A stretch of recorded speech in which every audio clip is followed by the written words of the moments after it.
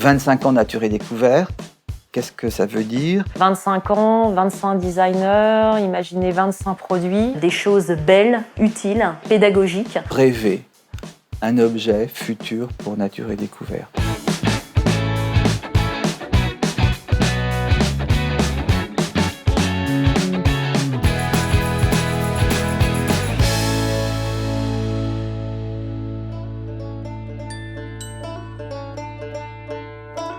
If you take a boat with you, in your backpack, go somewhere on the water, wherever you want, set it up, go in the water, that's really some kind of freedom. It's good to recharge your own batteries. So I think makes people feeling good.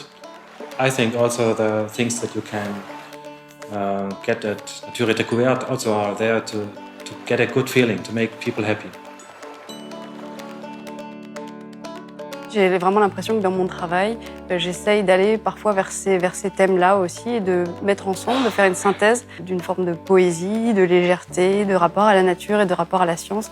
Et c'est en ça qu'il y a des affinités communes en fait, avec la marque Nature et Découverte. Le cumulus, en fait, est un objet qui peut nous emmener légèrement ailleurs, simplement parce qu'il a une forme qui évoque ici un nuage ou une légère fumée, quelque chose qui pourrait s'envoler. Quand Nature et Découverte m'a fait cette demande de diffuseur de parfum, j'ai tout de suite écarté le fait d'utiliser de l'électricité, des flammes, etc. Je voulais vraiment des objets qui soient de la diffusion passive.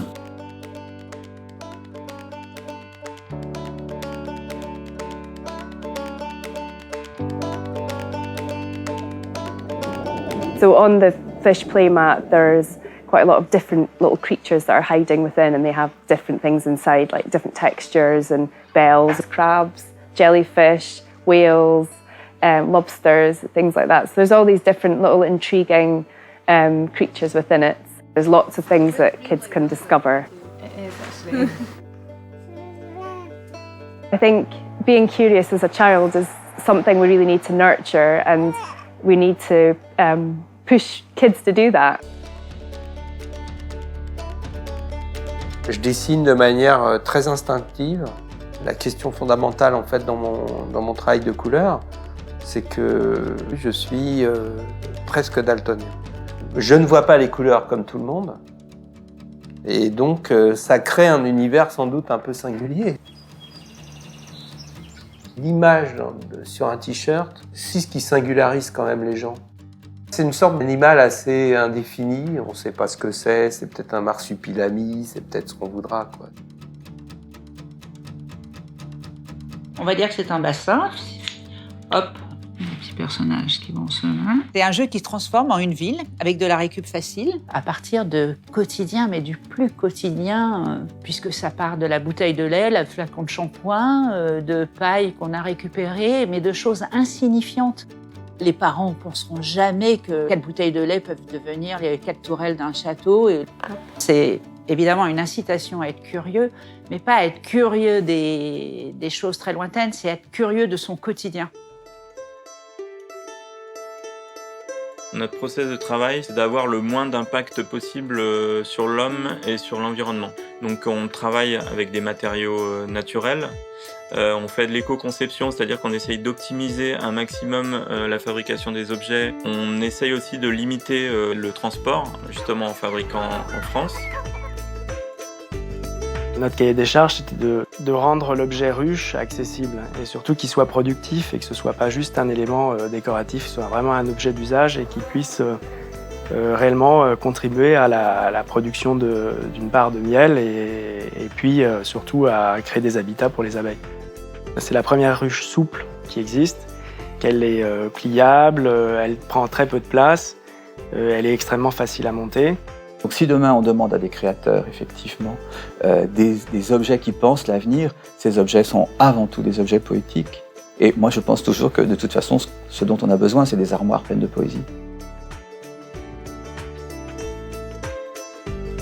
La nuit, la lumière qui a été chargée par les panneaux solaires vient éclairer ces petits filets.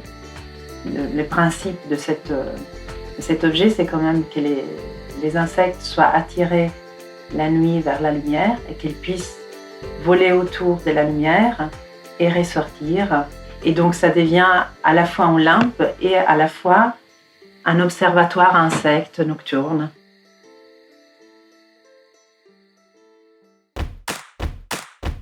Jules nous a proposé de créer, sur la base de son dernier album, le volume 5 qui s'appelle Vigiprimate, il a dessiné quelques pages exclusives, collector, où la famille .com se rend dans les magasins Nature et Découverte pour équiper sa grotte, avec une couverture là aussi spéciale. Et vous retrouverez dans ces pages des personnalités de Nature et Découverte que vous connaissez déjà en peau de bête. On a aussi souhaité mettre très en avant les grandes maisons françaises, des grands savoir-faire, comme Opinel, comme Aigle. Et puis, il y a des maisons aussi dans l'air du temps, très engagées, très impliquées, comme Veja, comme Reine-Mère. Ces 25 créateurs sont des ambassadeurs de l'ADN de Nature et Découverte. Et ça montre, en tout cas, ça ouvre de belles perspectives pour l'avenir.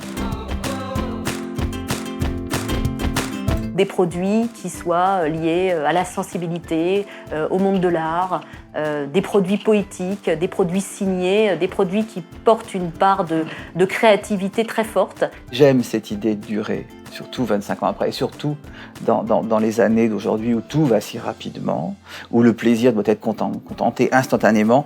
J'aime encore cette idée du plaisir d'acheter chez Nature et Découverte quelque chose qui est de l'ordre du savoir, et aussi du plaisir.